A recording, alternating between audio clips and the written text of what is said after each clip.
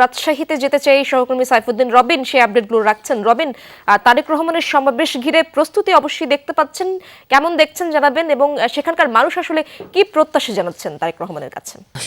সাধারণ মানুষ থেকে নেতাকর্মী প্রত্যেকেই আসলে আগ্রহ নিয়ে অপেক্ষা আছেন কখন বিএনপি চেয়ারম্যান তারেক রহমান এই রাজশাহীর মাঠের সমাবেশে যোগ দেবেন তার অপেক্ষা। বলা চলে গত কয়েকদিন ধরেই সেই প্রস্তুতি চলছিল, এখন সেই সময়টা একেবারে আসন্ন, অর্থাৎ আজকে দিন পেরুলেই তারেক রহমানের এই হাজী মোহাম্মদ মহসিন সরকারি উচ্চ বিদ্যালয় মাঠ, যেটি ঐতিহাসিকভাবে রাজশাহী মাদ্রাসা মাঠ নামে খ্যাত, সেখানটার সমাবেশে যোগ দেবেন তিনি, যেটি নির্বাচনী প্রচারণার অংশ হিসেবেই ইতিমধ্যেই সেই মঞ্চ প্রস্তুত হয়ে গিয়েছে। অর্থাৎ যাবতীয় যে সকল প্রস্তুতি সম্পন্ন করার কথা শেষ মুহূর্তের সেই তোড়জোড়টুকু চলছে, বিশেষ করে সাউন্ড বক্স, মাইক সংযোগ, সেই সব কাজ চলছে, কিন্তু মঞ্চ কিংবা তার আশপাশে শৃঙ্খলা রক্ষায় যেসব প্রস্তুতি সেসব সম্পন্ন হয়েছে। আপনি যেমনটি বলছিলেন যে রাজশাহী অঞ্চলে 3 জেলা, অর্থাৎ রাজশাহী, চাঁপাইনবাবগঞ্জ এবং নাটোর জেলার নেতাকর্মীরা মূলত এই সমাবেশে অংশ নেবেন।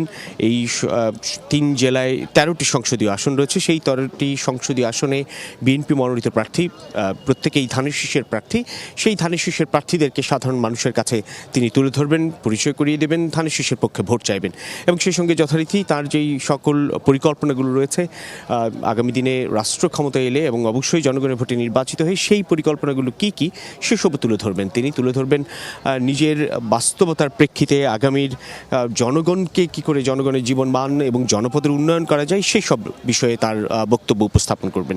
আপনি যেমনটি বলছেন, শুরুতেই তিনি রাজশাহীতে বিমানযোগে আসবেন এবং এসে স্থানীয় একটি হোটেলে তরুণদের সঙ্গে বিভিন্ন অন্যান্য বিভাগীয় শহরগুলিতে যে কর্মসূচি সম্পন্ন করছিলেন ইউথ টক শিরোনামে, তরুণদের ভাবনা নিয়ে এবং নিজের ভাবনাগুলো তরুণদের সঙ্গে শেয়ার করার যে বিষয়গুলো সেসব তিনি সম্পন্ন করবেন একটি হোটেলে।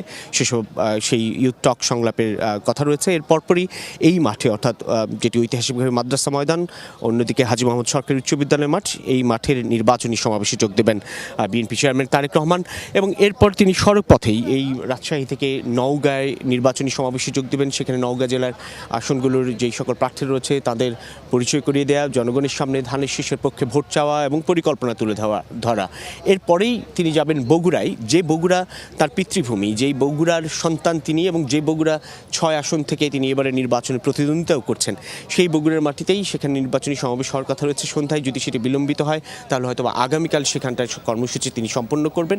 বগুড়াতেই কালকের রাত্রিটা যাপন করার কথা রয়েছে। এরপর বগুড়ায় পরদিন কর্মসূচি শেষ করে রংপুরেও যাওয়ার কথা রয়েছে, যদিও সেটি এখন পর্যন্ত চূড়ান্ত হয়নি। পরিকল্পনা রয়েছে তার নির্বাচনী প্রচারণায়। ধন্যবাদ আপনাকে রবিন।